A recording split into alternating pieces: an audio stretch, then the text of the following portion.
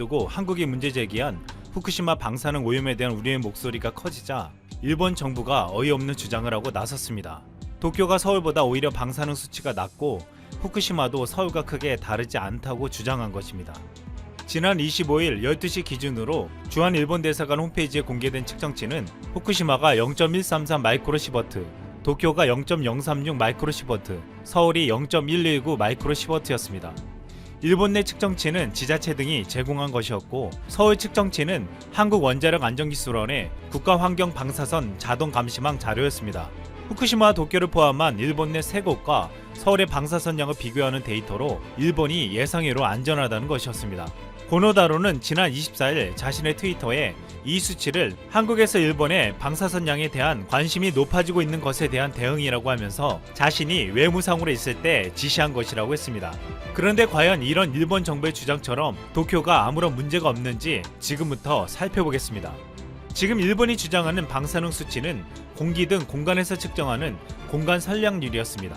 한국의 경우 일본에 비해 지형이 오래된 데다 안반 등이 많기 때문에 공간 방사선량, 즉 공기 중으로 뿜어져 나오는 방사성의 양이 통상 1.5배에서 2배 정도 높게 측정되는 것으로 알려져 있습니다. 많은 전문가들은 방사능 위험도를 제대로 측정하려면 공간 선량률이 아니라 해당 지역 토양의 방사성 오염 측정치 등 다른 지표를 공개해야 한다고 했습니다. 방사성 물질에 의해 인체나 물체 표면이 오염되는 이른바 방사성 표면 오염을 측정하기 위해서 표면 방사 선량률도 검사해야 한다는 것입니다. 일반적으로 측정되는 공간 선량률은 대지 등의 자연 방사선에 의한 것이지만, 방사선은 건물의 벽이나 바닥, 천장에 존재하는 천연 방사성 물질로부터도 나오고 있습니다.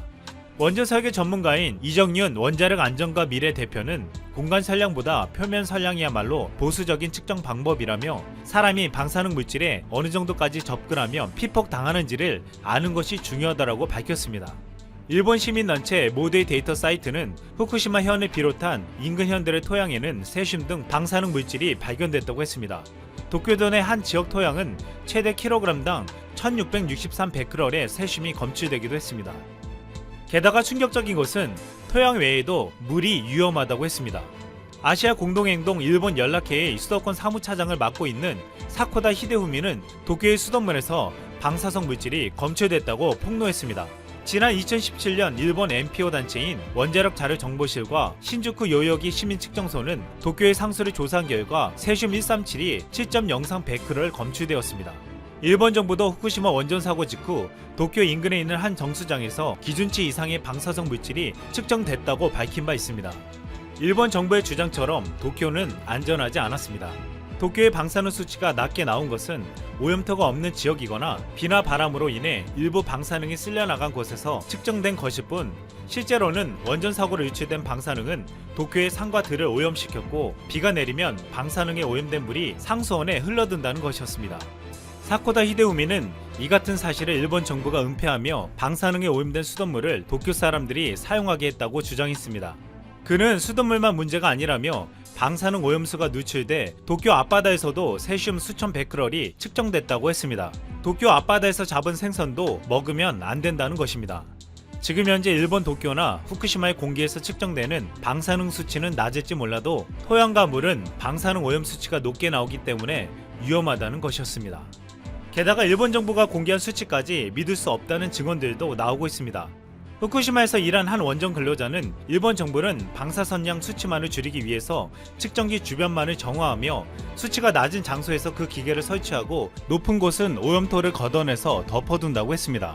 그는 하늘에서 떨어지는 방사능 오염물질은 땅으로 쌓이게 되는데, 아무리 땅을 긁어내는 과정을 거쳐도 일주일이면 방사능 수치는 원래대로 다시 높아졌다고 전한 바 있습니다. 일본의 이 같은 어이없는 주장에 26일 한국의 여당이 방사능에 대한 위험성을 알리는 본격적인 행동에 나섰습니다. 더불어민주당 일본경제침략대책특별위원회는 26일 일본의 후쿠시마 원전 사고로 인한 방사능 오염 지도를 제작해 공개한 것입니다. 이것은 원전 사고 이후 방사능 오염 정도를 측정하는 일본 시민단체 모두의 데이터에서 공개한 자료를 갖고 제작한 지도라고 밝혔습니다. 지도 안에는 2020년 도쿄올림픽이 펼쳐지는 미야기 스타디움과 후쿠시마 아즈마 스타디움 등이 포함되었습니다. 일본은 지금 방사능 측정량이 도쿄와 서울이 같다고 황당한 주장을 하고 있지만, 도쿄의 토양과 물을 측정해보면 그토록 뻔뻔하게 말하지 못할 것입니다. 여러분의 구독과 좋아요는 큰 힘이 됩니다. 70년 만에 동부 아프리카에 사막 메뚜기 떼들이 출현해 지금 아프리카를 다 휩쓸고 중동을 넘어서 인도와 파키스탄까지 피해를 주고 있습니다. 1제곱킬로미터에 퍼져 있는 메뚜기 떼가 하루 먹는 양은 인간 3만 5천 명의 하루 식사와 맞먹는다고 합니다. 작년 연말부터 발생한 사막 메뚜기 떼로 아프리카 동부에서는 이미 약 1천만 명이 심각한 식량 위기에 처해 있으며 이미 수백만 명을 기아 상태로 만들었다고 합니다. 이 끔찍한 사막 메뚜기 떼가 6, 7월이면 중국으로 들어올 가능성이 있으며 만약 그렇게 된다면 한국에도 바로 넘어오게 될 것이라고 합니다. 처음 케냐에서 발생한 사막 메뚜기 떼가 수백만 마리씩 무리지어 몰려다녔을 때 농부들은 고함을 치면서 냄비를 두들기는 방법뿐이었다고 합니다. 물론 아무 도움이 되지 않지만 특별한 방법이 없었기 때문이죠. 그렇게 한 무리의 메뚜기 떼는 반경 1km당 약 1억 5천만 마리가 모이는데 케냐는 이미 7만 헥타르, 7억 제곱미터의 땅이 공격을 받았습니다. 케냐 동부에서 촬영해본 결과 메뚜기 무리가 가로 60km, 세로 40km 정도로 약 2000제곱킬로미터를 덮을 정도였는데 1제곱킬로미터당 1억 5천만 마리의 메뚜기가 있다고 가정하면 약 3천억 마리에 해당하는 규모였던 거죠. 그러니 그 피해는 상상을 초월할 정도였고 대책을 세울 수도 없었던 것입니다. 케냐는 약 105만 헥타르의 경작지가 피해를 입었고 아라비아 반도 넘어 인도는 555만 헥타르의 농경지가 피해를 보면서 100억 루피, 약 1660억 원 이상의 손해가 발생했습니다. 이미 나라의 절반 가까이가 기근에 시달리던 남수단도 메뚜기 떼의 타격을 피할 수가 없었고 탄자니아와 우간다, 소말리아까지 작물들이 이미 초토화되었습니다. 뒤늦게 살충제를 뿌려봤지만 몰려오는 메뚜기 떼를 전혀 막을 수가 없었습니다. 최근에는 이 사막 메뚜기 떼가 1월에는 수단과 에리트리아 홍해를 건넜고 2월에는 예멘과 사우디아라비아와 이란을 넘어서 남아시아로 빠르게 확산되고 있습니다. 결국 파키스탄을 지나서 중국까지 올 것으로 예상하고 있습니다. 21일 파키스탄에서 들려오는 소식에 의하면 중국이 벌써 메뚜기에 피해를 입고 있는 파키스탄에 메뚜기떼 퇴치팀을 파견했다고 합니다. 바크타 아르 파키스탄 식량안전연구부 장관이 야오징 주 파키스탄 중국 대사를 만나서 감사를 표했습니다. 실제로 2월 16일 중국 농업농촌부가 주의보를 발령했는데 기후변화로 사이클론이 중국으로의 막대한 메뚜기떼 이동을 도울 것이라고 보고 있습니다. 수명이 3개월 정도인 사막 메뚜기떼는 바람을 타고 하루 150km를 이동하는데 여름이 다가오기 전에 중국 티베트 자치구를 지나서 결국 고원을 넘어 윈난성으로 들어올 것이라고 보고 있습니다. 특히 중국으로 넘어올 때에는 현재보다 메뚜기떼가 500배 이상 폭증할 것이라고 보기 때문에 그 위험성은 상상 이상일 것입니다. 이에 대해 중국 농업농촌부는 해외 메뚜기떼를 계속 추적 중이며 윈난성을 넘어오는 메뚜기떼 모니터링을 강화하도록 하겠다. 중국은 메뚜기떼 살충약과 장비가 충분하다 라고 밝혔습니다. 실제 지금 중국 네이멍구에는 메뚜기떼에 의한 피해가 발생하고 있는데 매일 훈련된 3만 마리의 닭을 들판에 풀어놓으면서 퇴치 작전을 벌이고 있다고 합니다. 이 닭들은 목장의 지휘 요원이 불어대는 호루라기 소리에 맞춰서 일사불란하게 메뚜기를 포식하고 밤에는 닭장으로 돌아오는 훈련을 받았다고 합니다. 중국 국영 CGTN에 의해 공개된 영상에 의하면 메뚜기떼가 넘어와도 괜찮다.